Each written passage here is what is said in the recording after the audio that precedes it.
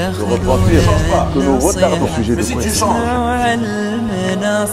وافلحوا بالنصايح كم من عالم عاشت وراحت جريحة من كثر قوله في اللوحة ترى العمر رايح. Le deuxième, on va dire le deuxième grand obstacle et la clé que le Coran apporte, on a utilisé l'image de la clé et les obstacles comme les cadenas, et le Coran est venu pour ouvrir et apporter guérison, c'est Ash-Shahwat. Le Coran, il a défini les maladies, il nous a apporté les remèdes. Et ces maladies, ce sont des obstacles, des cadenas, des blocages. Et si tu n'utilises pas le remède, voilà, il n'y aura pas la guérison et ce blocage ne sera pas ouvert. Et chaque maladie, elle a une clé. L'imam Ghazali, rahimahullah, dans les Ihya, il a tous énuméré les maladies du cœur, il a apporté les remèdes à côté. Il nous dit quoi? Il nous dit, tu dis à quelqu'un que voilà, dans les maladies, il y a la jalousie. Il y a la rancune. Il y a l'avarice. Tu lui dis, voilà, t'es avare, t'es radin. Voilà, il faut guérir ton cœur de cette maladie.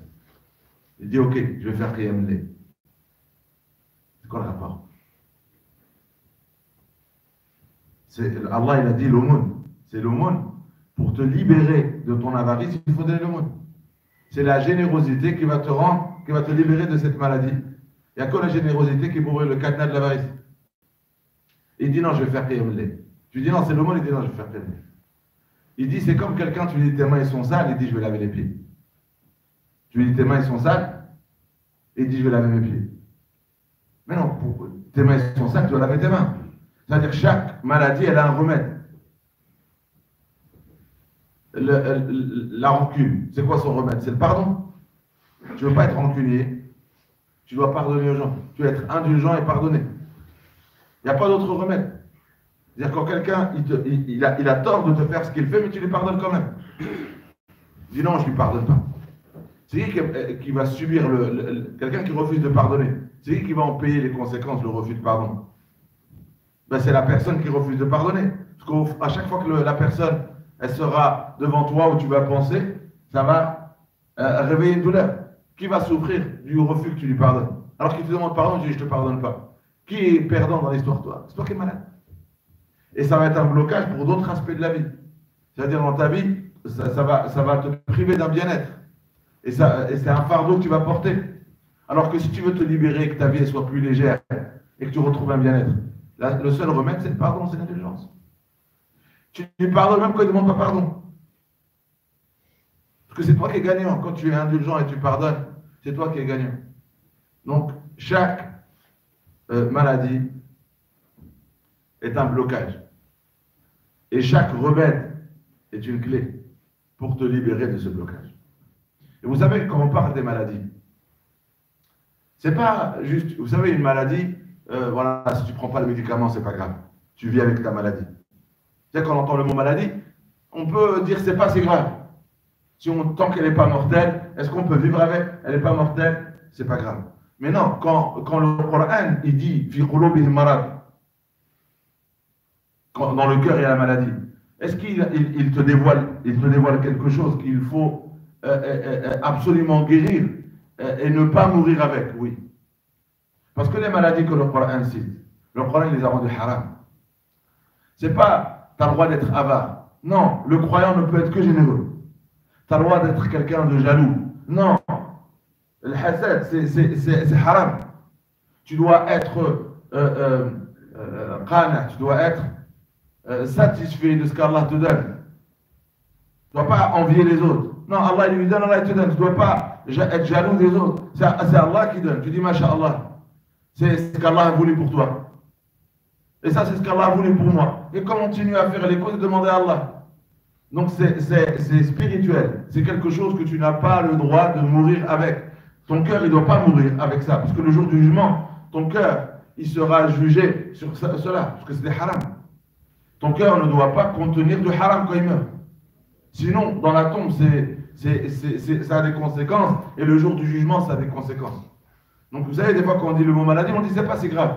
Non, le Coran il a dit tu n'as pas le droit d'être dans cet état. Ton état de santé spirituelle, si on ne va pas parler du corps pour les maladies du corps, donc on ne parle pas de l'état de santé physique. Mais quand on parle des maladies du cœur, c'est l'état de santé psychique, spirituel. Tu ne dois pas ressentir ces choses. Et la différence avec celui qu'on a évoqué la dernière fois, le kufr, c'est que le kufr c'est dans la pensée. Et après on l'adopte. Alors que là, la jalousie, la rancune, la haine, l'égoïsme, ça c'est pas dans la pensée. C'est ton caractère. C'est une maladie qui devient un trait de caractère. Au point que les gens disent, lui il est avare. Lui, c'est un rancunier. Si tu lui fais quelque chose, 10 ans après, il te le sort. C'est un rancunier. Tu peux le supplier, lui demander de l'aide, il est avare, il ne va pas t'aider. Ça devient un trait de caractère. Et le croyant ne peut pas être montré du doigt comme ça, qu'il est avare, qu'il est rancunier, c'est quelqu'un de jaloux, c'est quelqu'un d'orgueilleux. Ces traits de caractère, ce n'est pas les traits de caractère du croyant. Et quand vous lisez le Coran, c'est la parole d'Allah. Et ça contient quoi le Coran? En grande partie quand il parle des maladies, des attributs. Allah il nous décrit, c'est quoi le caractère, c'est quoi l'attitude et le caractère et le comportement d'un croyant. Il le décrit. Le croyant, c'est celui qui est généreux. Le croyant, c'est celui qui est miséricordieux. Le croyant, c'est celui qui pardonne et qui est indulgent. Le croyant, c'est celui qui marche sur terre avec humilité. Le croyant, c'est celui qui il décrit les qualités. Et après, quand il décrit l'interdit, il décrit l'orgueil. Et donc, celui qui, ces attributs-là qui sont dans le Coran, les attributs des croyants, qui les réalise dans sa vie. Il a réalisé le Coran, c'est réaliser ses attributs. Ces attributs, ce sont les attributs d'Allah. Parce que tous ces noms-là, As-Sabr, c'est un nom d'Allah, As-Sabr. Quand tu vois Ar-Rahma, c'est un des noms d'Allah, Ar-Rahim. Quand tu vois la générosité, Al-Karam, tu dois être généreux parce qu'Allah il est Al-Karim. Tu dois pardonner aux gens, ça s'appelle l'Afu, parce qu'Allah il est Al-Afu. Tu dois être juste avec les gens, pourquoi? Parce qu'Allah il est Al-Adl. Tu dois être pardonneur parce qu'Allah il est Al-Ghafour. Tu dois être bienfaisant parce qu'Allah il est Al-Muhsin. Tu dois dire merci aux gens. Quand quelqu'un te rend service, tu dois être reconnaissant parce qu'Allah il est Al-Shakur. Lui aussi il est reconnaissant envers nous quand on l'adore. On nous donne des récompenses. Ce sont des attributs d'Allah. Donc celui qui réalise le Coran, il a réalisé en lui les attributs d'Allah. Pas à l'échelle divine, mais à l'échelle humaine. Allah il nous demande d'avoir ces attributs, ces qualités. Parce qu'Allah il n'a que des attributs parfaits, il nous demande de vivre ces attributs de perfection. Et qui les a réalisés et qui les a illustrés de la manière la plus parfaite, c'est Mohammed. Notre bien-aimé prophète. Il les a illustrés, il a réalisé, jusqu'à quand Aïcha disait les attributs du Coran, c'est le prophète. Et le prophète, ce sont les attributs qu'il y a dans le Coran. Tout ce que le Coran demande, quand il dessine c'est quoi un croyant parfait, c'est le prophète. Il les a illustrés de la manière la plus parfaite. Et Allah, il nous dit quoi? Vous avez dans la personne, dans la personne du prophète, dans son comportement, dans ses caractères parfaits, un exemple à suivre. Si vous espérez rencontrer Allah Azza wa Jal le jour dernier. Celui qui se prépare à la rencontre d'Allah, celui qui se prépare au jour dernier, ben si tu es en train de te préparer, la seule manière de te préparer pour la rencontre avec Allah, c'est de te présenter devant Allah et tu ressembles au prophète. Tu es généreux, tu es modeste, tu es indulgent, tu es bienfaisant, tu es juste, tu es d'une grande bonté. Tu dois mourir avec un caractère prophétique. C'est ça, préparer la rencontre d'Allah. Mais si tu meurs et tu es quelqu'un d'avare, tu es quelqu'un d'orgueilleux, tu es quelqu'un d'égoïste, tu es quelqu'un d'injuste, tu es un tyran, si tu meurs comme ça, tu n'as pas préparé ta rencontre avec Allah, parce que Allah ne sera pas satisfait de t'accueillir avec avec ces critères que le Coran appelait une maladie. C'est une maladie, c'est une anomalie. C'est quelque chose qu'il faut remédier. C'est quelque chose qu'il faut éradiquer avant de mourir. Est-ce que la mort, elle est soudaine? Donc, le jour du jugement, c'est celui se présenter devant Allah avec un cœur qui s'est purifié de toutes ces choses. Salim, il s'est purifié. Salim, c'est quelqu'un qui était malade et là il est en bonne santé. Tu te dis, ça va mieux, je suis guéri. Le guéri, on dit quoi? Salim, n'est-ce pas? Il est guéri. J'étais dans un état de santé catastrophique, mais grâce au Coran, je me suis reconstruit sur des caractères et des critères nobles qui étaient prophétiques. Et même Razali, il disait, et même Ibn al-Qayyim, excusez-moi, disait, il y a 3 choses où on peut résumer l'islam. 3 obstacles, et vous allez mourir avec la réussite dans ce bas monde, et vous serez prêt pour rencontrer Allah Azza wa Jalla. Il a dit, la première, c'est al-awa'iq. A'iq, c'est les obstacles. Les obstacles, c'est quoi? C'est les péchés. Pourquoi? Il dit parce qu'il couvre le cœur. Quand on fait un péché, c'est un point noir. C'est un point noir. Après, ça voile le cœur, ça l'enveloppe. Si tu meurs avec un cœur enveloppé, tu ne recevras pas la miséricorde aujourd'hui. Le cœur, Allah il dit, si tu enveloppes ton cœur, eh ben tu meurs avec le voile. Et tu es ressuscité aveugle avec ce voile. Et tu diras, oh Allah, pourquoi j'étais voyant et là je suis aveugle, voilé de toi. Je ne peux pas te voir. Il a dit parce que sur terre, tu étais voilé de l'obéissance, de mes signes, de mes ordres, à cause des péchés, et bien aujourd'hui aussi je te voile de moi. Il n'aura pas la proximité d'Allah pour gagner sa miséricorde aujourd'hui. Donc là, nous présente. Deuxième obstacle, l'awa'id. C'est le thème d'aujourd'hui. Les maladies, les mauvaises habitudes. L'avarice, c'est une ada. Être avare, c'est une habitude.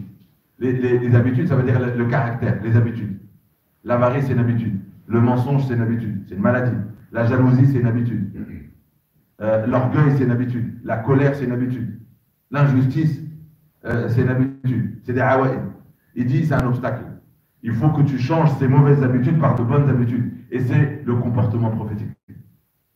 C'est la générosité, la douceur, l'indulgence, le pardon, la justice, être bienfaisant, avoir de bonnes paroles, bien conseiller, avoir de l'empathie et le souci pour les autres, apporter de l'aide, pas être égoïste, mais être très solidaire, toujours au service des autres. Ça, c'est ces bonnes awadi. C'est le comportement prophétique. Et la troisième, il disait l'ala'iq, celui qui passe son temps à s'occuper des gens. Il est parti où? Il a acheté quoi? Il fait quoi? Il est allé où? Il passait son temps à s'occuper des gens. Il appelait ça l'ala'iq. Toujours, toute ta journée, tu es sur les gens. Et tu ne regardes pas, tu ne t'occupes pas de toi. Alors que ça, c'est ala'iq. Déconnecte-toi des gens et connecte-toi avec Allah pour t'occuper de toi. Et c'est pour ça que le prophète sallallahu alayhi wa sallam dit, parmi la bonne pratique du musulman, tarkuhu ma la ya'ni, de s'écarter de ce qui ne le concerne pas. Moi, la vie des gens, de mes voisins, ça ne me concerne pas. La vie des gens, ils font quoi, ils sont où, ils ont quoi, ça ne me concerne pas. Et ça fait partie de la bonne pratique du croyant. C'est de s'écarter, tarkuhu, ça ne me concerne pas, j'ai pas envie d'en parler, j'ai pas envie de savoir, mais la ya'ni, ce qui ne me concerne pas. Je veux savoir ce qui me concerne. C'est quoi l'état? C'est quoi l'état de ma famille? C'est quoi mon état? Les gens qui sont sous ma responsabilité? Là, j'ai le droit de savoir. Parce que c'est ma responsabilité, je rendrai des comptes sur ça. Ça, Yannick, ça c'est ton souci. C'est quoi l'état de santé spirituelle de ta communauté? Ça c'est ton souci. C'est quoi l'état des gens qui ont personne pour les aider, les pauvres, les orphelins? Ça c'est ta responsabilité. L'islam il a défini c'est quoi la responsabilité. Tu dois donc t'occuper de l'orphelin, t'occuper des pauvres, t'occuper de ta famille, t'occuper... pour le voisin, c'est pas ce qu'il a, mais est-ce qu'il est dans le besoin? J'ai dit le voisin, mais oui, c'est mon souci s'il est dans le besoin, mais pas poser mon regard sur ce qui ne me concerne pas. Voilà. Donc ces 3 choses-là, c'est ce qu'il faut préparer avant de mourir. C'est se préoccuper de ses responsabilités et quelque chose qui ne me concerne pas, je ne dois pas m'y intéresser et je ne dois pas passer mon temps. L'autre, c'est les habitudes. J'ai trop de mauvaises habitudes. Si je meurs avec ces mauvaises habitudes, ils sont considérés par le Coran comme haram, comme des maladies, et je dois y remédier rapidement parce que mes jours sont comptés. Et les œuvres à faire, le caractère à avoir, j'ai un exemple parfait, c'est le prophète. Je dois étudier, comprendre et réaliser son comportement dans ma vie à moi. Et la troisième, les obstacles, ce sont les péchés. Et l'islam, il nous a dit de fermer toutes ces portes, et de rester dans Bab al-Qur'an. Toutes les portes qui nous rapprochent d'Allah, on suit. Toute porte qui t'éloigne d'Allah, tu dois la fermer à double tour. Et c'est ça la manière dont ces illustres savants nous ont résumé le cheminement spirituel du croyant sur terre. Celui qui est au service de son frère, Allah Azza wa Jal sera son service.